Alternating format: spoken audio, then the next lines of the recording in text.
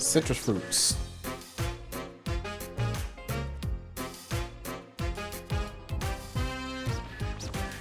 Today we have some local limes from our neighbors out back, literally straight off their tree. They're amazing.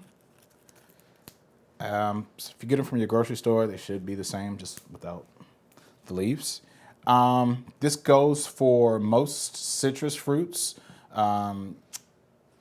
Grapefruits and oranges are a little different. If you're juicing them, this methodology will still work. Same tree, same branch, different sizes. It happens. So I couldn't tell you offhand which would be full of more juice or readily usable juice. The same thing goes for, again, most citrus. One of the ways that you can extract the juice from them is to roll them on a flat surface to break down some of that cellular structure and those cellular walls, just so it can provide you with the maximum yield of juice. Literally just under your heel, over the cutting board, not trying to break it open, but just to crush some of those segments to release some of its juice. Now, we have the vine stem, and then we have the end.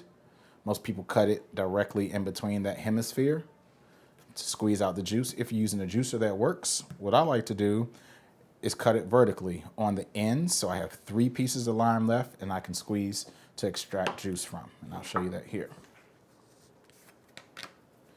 So I'm gonna make 1 vertical cut to the left side, 1 vertical cut. So I have 3 pieces.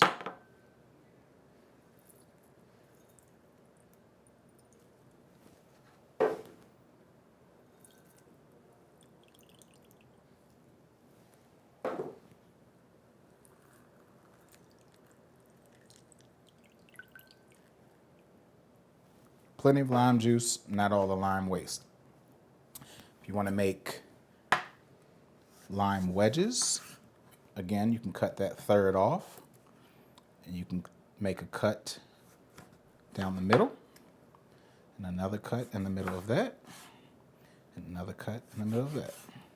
So here you have lime wedges, garnish with drinks or salad. Then you want slices. Straight down. It's always best to work with a flat side so there's no rocking on the table. And you can just make those slices. You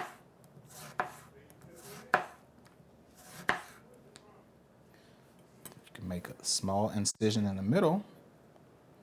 It'll hang right on the rim.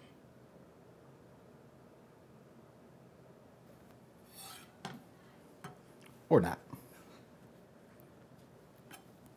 But there you have it. Fresh citrus.